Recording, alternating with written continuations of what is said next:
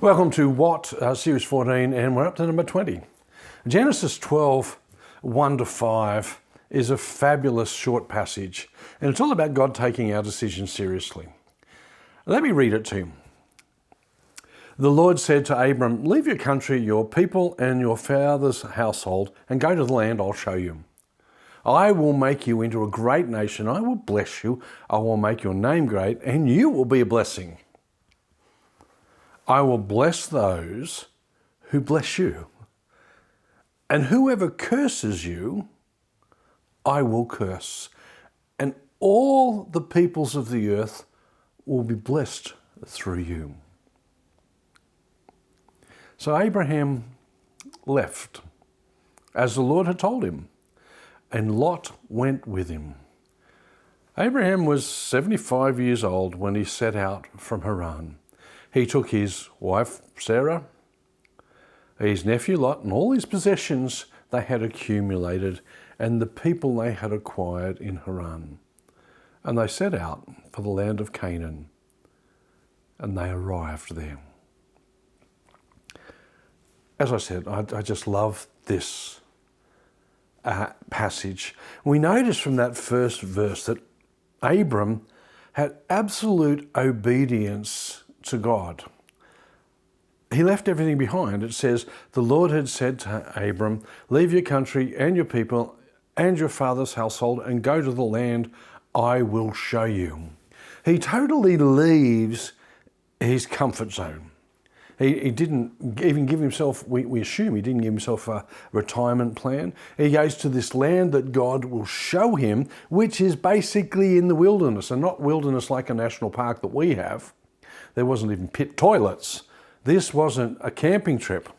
And when you went on the road in those days, there was no Driver Reviver and there was no McDonald's. When you went out of town, you had to be prepared. You see, Abram had, for some reason, absolute trust in God. He left Haran. Why? Because he trusted the person who spoke to him, God. He expected God to look after him, and he expected God to bless him. What's it say in verses 2 or 3 again? "I will make you into a great nation. I will bless you. I will make your name great. I will be a blessing.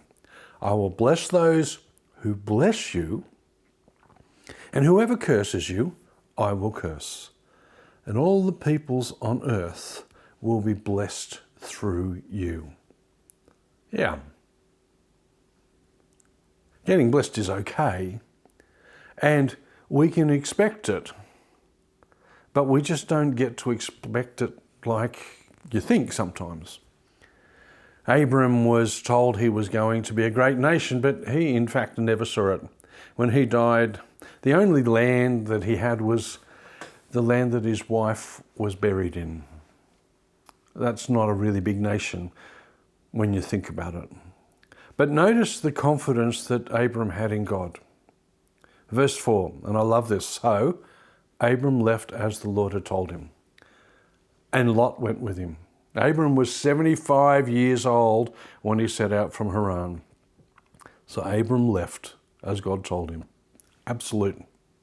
Amazing when you think about it.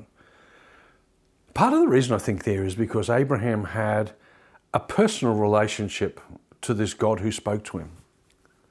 But we do notice that he mentions his nephew Lot.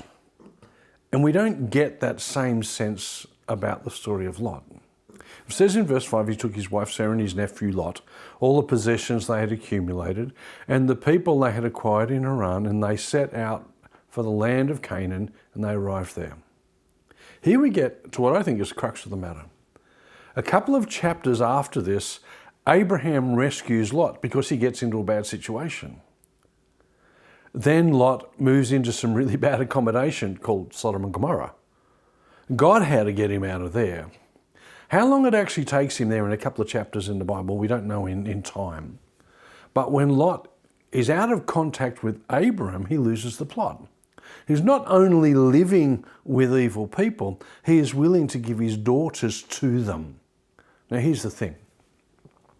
You can't live on somebody else's faith.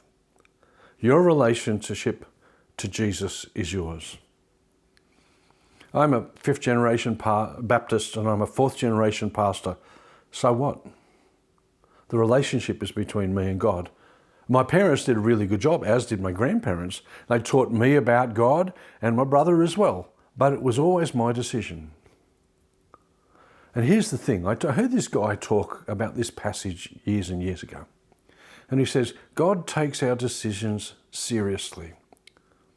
God lets us choose to know him or ignore him. That's some God, because he respects us, me and you, that much. But we've got to evaluate it and say, are we like Abraham and wanting to go for it and walk with God?